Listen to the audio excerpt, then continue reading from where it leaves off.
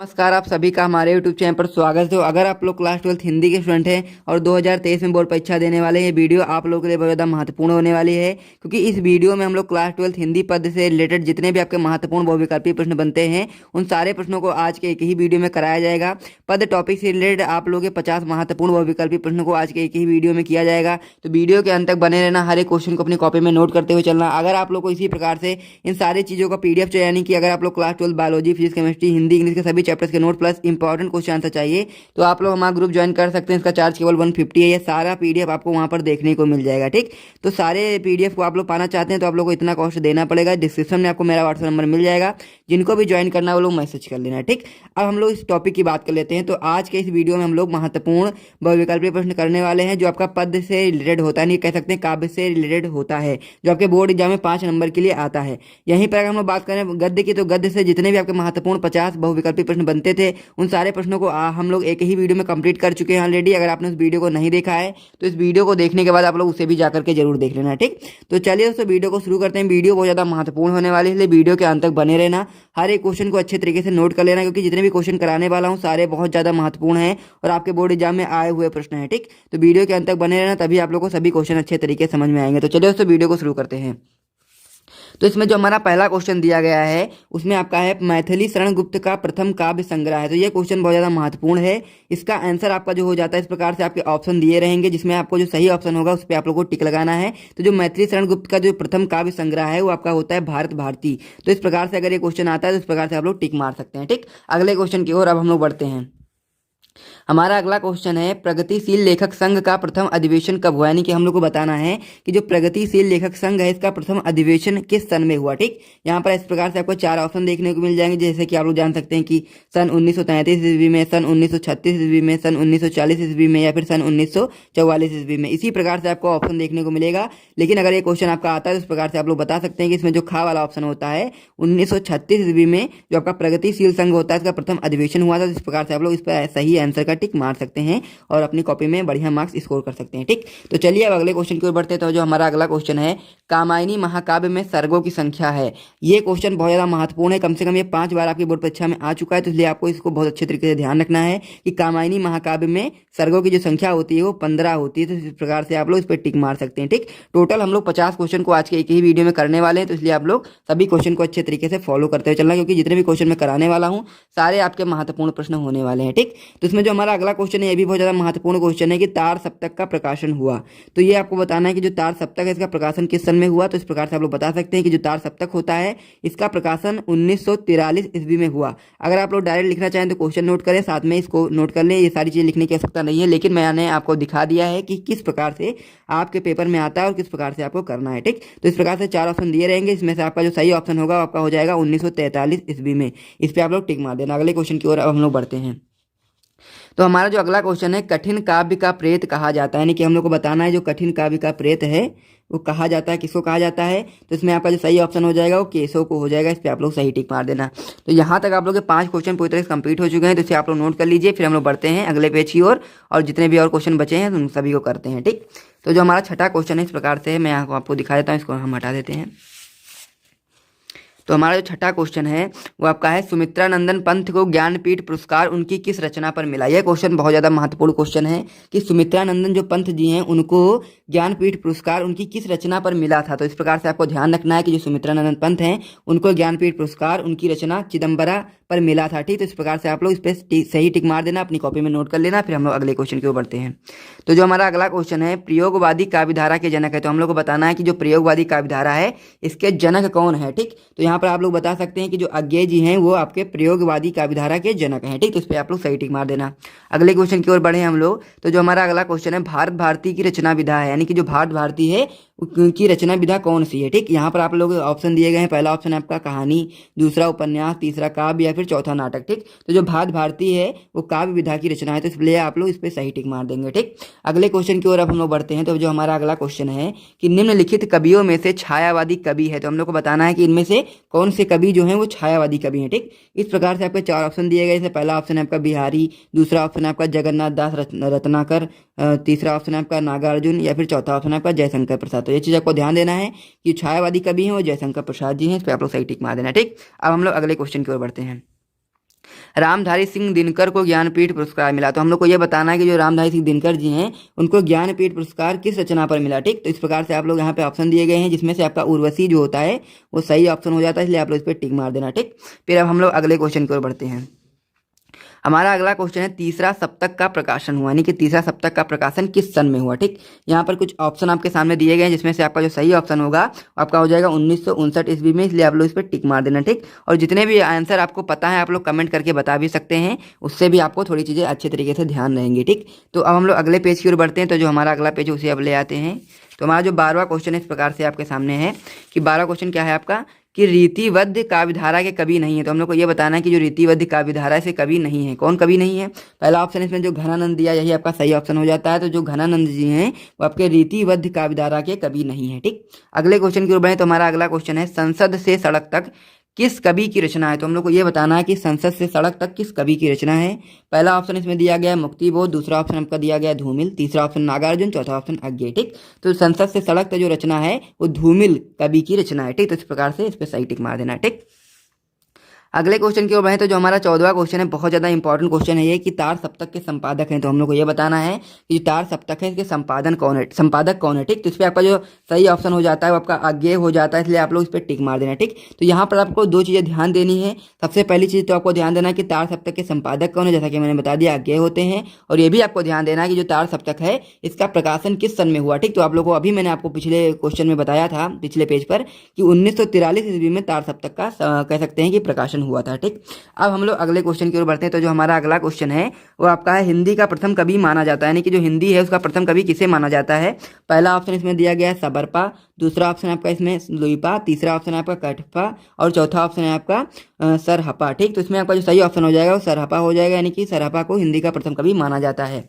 अब हम लोग अगले क्वेश्चन की ओर बढ़ते हैं। तो हमारा अगला क्वेश्चन है खलिक बरी के रचयिता हैं। ये भी इंपॉर्टेंट क्वेश्चन है कि खलिक बरी के रचयिता कौन है। तो इसमें जो आपका सही ऑप्शन हो जाता है वो आपका हो जाता है अमीर खुसरो। ठीक, तो इस पर आप लोग सही टिक मार देना। अब हम लोग अगले क्वेश्चन की ओर बढ़ते हैं। तो हमारा अगला क्वेश्चन है हिंदी साहित्य के किस काल को स्वर्ण युग कहा जाता है। ये भी इंपॉर्टेंट क्वेश्चन है कि हिंदी साहित्य के किस काल को स्वर्ण युग कहा जाता है। तो आपको ये चीज़ ध्यान देना है कि जो हिंदी साहित्य का भक्ति काल है उसे हम लोग स्वर्ण युग के नाम से जानते हैं। ठीक, तो इस प्रकार से आप लोग जान सकते हैं। इतने सारे क्वेश्चन हम लोग कंप्लीट हो चुके हैं, 17 क्वेश्चन। अब हम लोग अगले पेज पर बढ़ते हैं और भी जितने भी क्वेश्चन बचे हैं उनको भी करते हैं। ठीक, तो इसमें हमारा जो 18वां क्वेश्चन है वो आपका है पारिजात किस कवि के गीतों का संकलन है। तो हम लोग को यह बताना है कि जो पारिजात है वो किस कवि के गीतों का संकलन है। पहला ऑप्शन इसमें दिया गया अयोध्या सिंह उपाध्याय हरिओ, दूसरा ऑप्शन महादेवी वर्मा, तीसरा ऑप्शन सुमित्रा नंदन पंत या फिर चौथा ऑप्शन मैथिली शरण गुप्त। ठीक, तो पारिजात जो है वो अयोध्या सिंह उपाध्याय हरिओद के गीतों का संकलन है, इसलिए पहला वाला जो ऑप्शन हो जाता है सही ऑप्शन हो जाता है, इस पर आप लोग टिक मार देना। अब हम लोग अगले क्वेश्चन की ओर बढ़ते हैं। तो हमारा जो अगला क्वेश्चन है इनमें से किस कवि को ज्ञानपीठ पुरस्कार नहीं मिला है। ठीक, तो यहाँ पर कुछ कवियों के नाम दिए गए हैं जिनमें से हमको बताना है कि किस कवि को ज्ञानपीठ पुरस्कार नहीं मिला है। ठीक, तो इसमें जो आपका सही ऑप्शन हो जाता है वो आपके हो जाते हैं जयशंकर प्रसाद जी, जिनको ज्ञानपीठ पुरस्कार नहीं मिला है। तो यहाँ तक जितने भी क्वेश्चन मैं आपको बता रहा हूँ सारे क्वेश्चन इंपॉर्टेंट हैं। अगर आप लोग उन सभी को ध्यान रखेंगे तो डेफिनेटली अपने बोर्ड एग्जाम में आप लोग बहुत ही अच्छा स्कोर करेंगे। अब हम लोग अगले क्वेश्चन की ओर बढ़ते हैं। हमारा अगला क्वेश्चन है सुमित्रा नंदन पंत की रचना नहीं है। तो हम लोग को इसमें बताना है कि जो सुमित्रा नंदन पंत हैं उनकी कौन सी रचना नहीं है। 4 ऑप्शन दिए गए, इसमें से हम लोग को चुन के बताना है कि इसमें से कौन सी जो रचना है वो सुमित्रा नंदन पंत की नहीं है। तो इसमें से जो आपका सही ऑप्शन हो जाता है वो आपका हो जाता है रसवंती। तो रसवंती जो रचना है वो सुमित्रा नंदन पंत की रचना नहीं है। ठीक, अगले क्वेश्चन की ओर बढ़ते हैं हम लोग। तो हमारा जो अगला क्वेश्चन है आंगन के पार द्वार रचना है। तो हम लोग को बताना है कि आंगन के पार द्वार रचना है। इसमें ऑप्शन आपके दिए गए हैं जयशंकर प्रसाद, महादेवी वर्मा, सुमित्रा नंदन पंत और अज्ञेय। ठीक, तो ये क्वेश्चन बहुत ज़्यादा महत्वपूर्ण क्वेश्चन है। तो हम लोग को यह चीज़ ध्यान देनी है कि जो आंगन के पार द्वार रचना है वो अज्ञेय की रचना है। ठीक, सारे क्वेश्चन को आप लोग नोट करते हुए चलें, याद करते हुए चलें, क्योंकि जितने भी क्वेश्चन मैं बता रहा हूँ सारे महत्वपूर्ण क्वेश्चन है। ठीक, अब हम लोग अगले क्वेश्चन की ओर बढ़ते हैं। हमारा अगला क्वेश्चन है हिंदी साहित्य के आदिकाल के लिए चरणकाल नाम दिया, यानी कि हिंदी साहित्य के आदिकाल को चरणकाल किसने नाम दिया। ठीक, पहला ऑप्शन इसमें दिया गया रामकुमार वर्मा, यही आपका सही ऑप्शन हो जाता है कि हिंदी साहित्य के जो आदिकाल है उसे चरणकाल नाम दिया किसने। तो आप लोग बता सकते हैं कि रामकुमार वर्मा ने नाम दिया। ठीक, तो इस प्रकार से आपके 22 क्वेश्चन पूरी तरीके से कंप्लीट हो चुके हैं। अब हम लोग अगले क्वेश्चन की ओर बढ़ते हैं।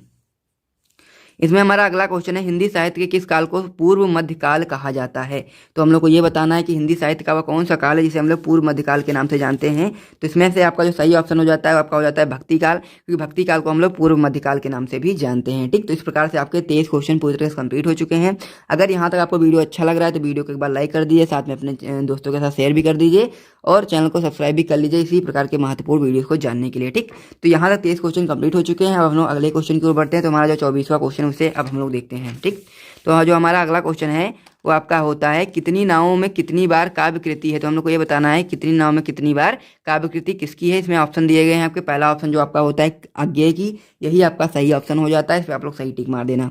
अगला क्वेश्चन है कि प्रिय प्रवास काव्य कृति का मुख्य रस है। ये भी बहुत ही इंपॉर्टेंट क्वेश्चन है, इसे भी आप लोग को ध्यान देना अच्छे तरीके से कि जो प्रिय प्रवास है काव्य कृति का जो मुख्य रस है वो आपका वियोग श्रृंगार है, इसलिए आप लोग इस पर सही टिक मार देना। ठीक, अब हम लोग अगले क्वेश्चन की ओर बढ़ते हैं। तो हमारा अगला क्वेश्चन है हरी घास पर क्षण भर कृति निम्नलिखित में से किसकी है। ठीक, ये चीज आपको बताना है कि हरी घास पर क्षण भर कृति जो है वो किसकी है। ठीक, इसमें ऑप्शन दिए गए हैं। पहला ऑप्शन है भवानी प्रसाद में से, दूसरा ऑप्शन है बालकृष्ण शर्मा नवीन, तीसरा ऑप्शन है आपका अज्ञेय या फिर चौथा ऑप्शन है आपका नागार्जुन। ठीक, तो इसमें से जो आपका सही ऑप्शन हो जाता है वो आपका हो जाता है अज्ञेय। ठीक, यानी हरी घास पर क्षण भर जो कृति है वो अज्ञेय की कृति है। ठीक, तो यहाँ तक आपका 26 क्वेश्चन पूरी तरह से कंप्लीट हो चुके हैं। अब हम लोग अगले क्वेश्चन की ओर बढ़ते हैं। तो हमारा जो 27वां क्वेश्चन है वो आपका है मैथिली शरण गुप्त द्वारा रचित कृति है। तो हम लोग को ये बताना है कि जो मैथिली शरण गुप्त द्वारा जो रचित कृति है वो कौन सी कृति है। ठीक, यहाँ पे कुछ ऑप्शन दिए गए हैं। पहला ऑप्शन है दान लीला, दूसरा ऑप्शन है रसकलश, तीसरा ऑप्शन है आपका आतिमा और या फिर चौथा ऑप्शन है आपका पद छिड़ा।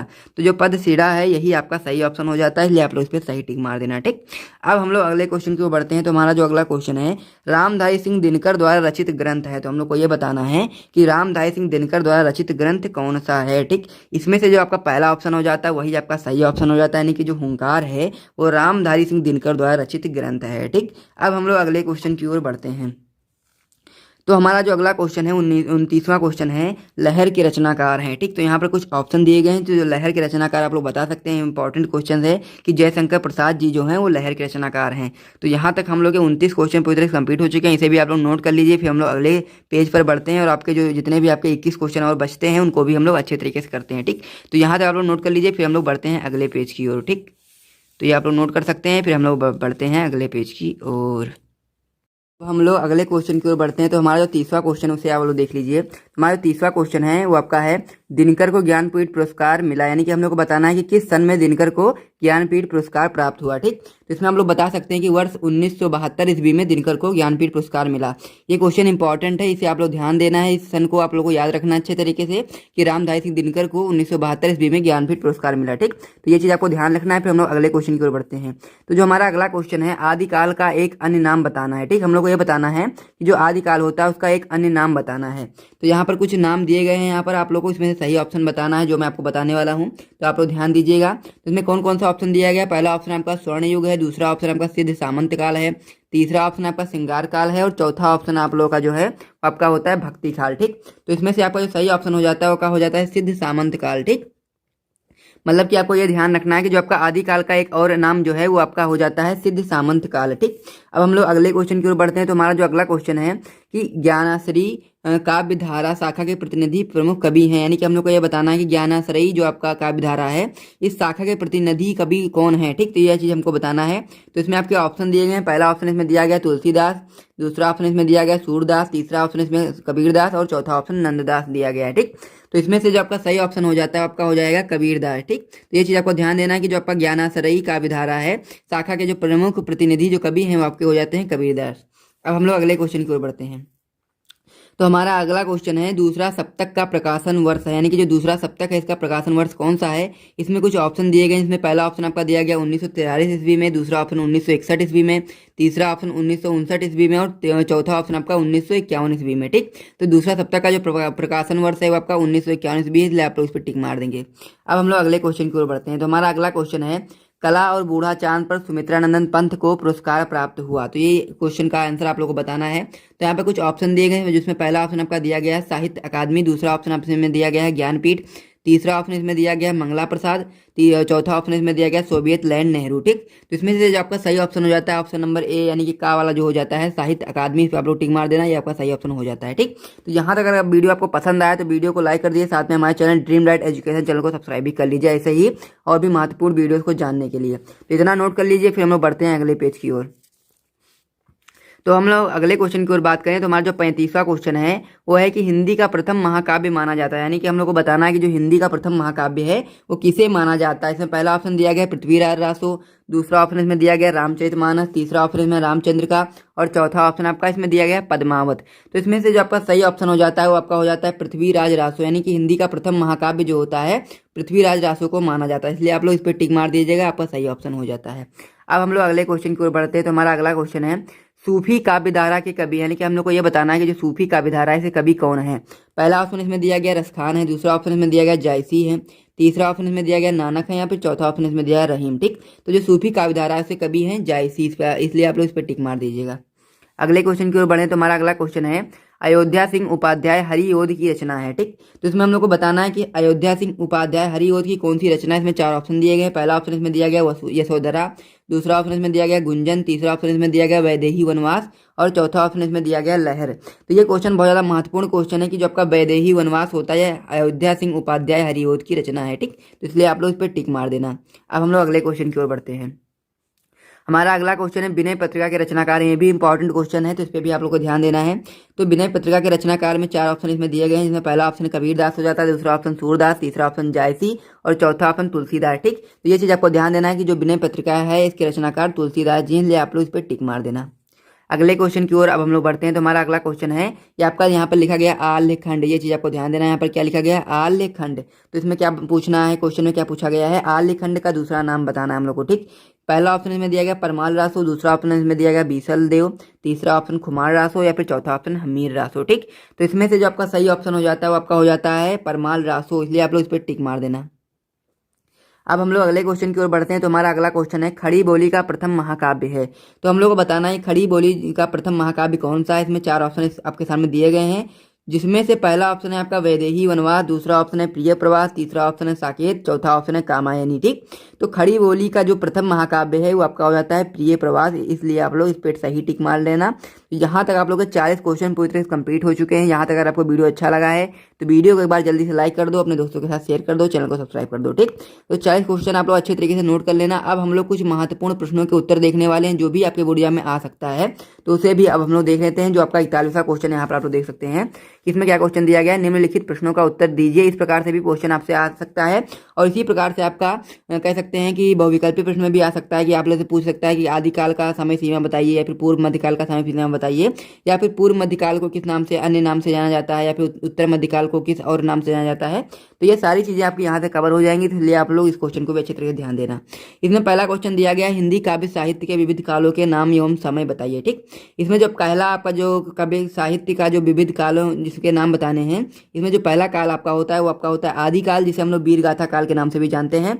इसकी जो समय सीमा होती है वो 993 से 1318 ईस्वी तक मानी जाती है। ठीक, अगला जो आपका काल होता है वो आपका होता है पूर्व मध्यकाल, जो आपका जिसे हम लोग भट्टी काल के नाम से भी जानते हैं, और इसकी समय सीमा होती है 1318 ईस्वी से 1643 ईस्वी तक। अगला इसमें होता है उत्तर मध्यकाल, जिसे हम लोग रीतिकाल के नाम से भी जानते हैं। इसकी समय सीमा 1643 से 1843 ईस्वी तक मानी जाती है।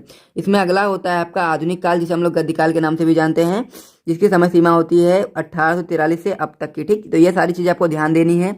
अगर इस प्रकार से क्वेश्चन आ जाता है तो आप लोग इस प्रकार से आंसर बता सकते हैं।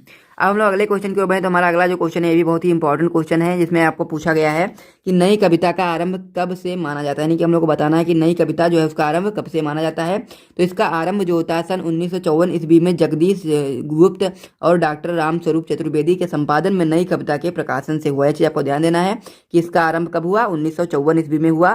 किसके द्वारा हुआ, जगदीश गुप्त द्वारा, और साथ ही में रामस्वरूप चतुर्वेदी के संपादन में ये जो आपका कह सकते हैं कि नई कविता का आरंभ हुआ। ठीक, यह कविता जो होती है किसी वाद से बनकर नहीं चलती है। तो यहाँ तक आप लोग के 42 क्वेश्चन पूरी तरह से कंप्लीट हो चुके हैं। अब हम लोग अगले क्वेश्चन की ओर बढ़ते हैं। इसमें हमारा अगला क्वेश्चन है आदिकाल के 2 रचनाकारों के नाम लिखिए। तो आदिकाल को हम लोग एक और नाम से जानते हैं जो आपका होता है वीर गाथा काल। तो हम लोग को इसमें से 2 कवि बताने हैं, साथ में उनकी रचनाओं के बारे में लिखना है। तो पहला कवि इसमें आप लोग बता सकते हैं कवि चंद्रबरदाई, जिसकी रचना है पृथ्वीराज रासो। इसमें दूसरा कवि हैं वो आपके हैं जगनिक, जो आपके इनकी रचना है परमाल रासो। अब हम लोग अगले क्वेश्चन की ओर बढ़े। तो हमारा अगला क्वेश्चन है ज्ञान मार्गी शाखा के 2 कवियों के नाम लिखिए। तो ज्ञान मार्गी जो शाखा है उसके 2 कवि हैं कबीर तथा नानक। ठीक, तो यहाँ तक आप लोग सभी चीज़ों को अच्छी तरह से नोट कर लेना।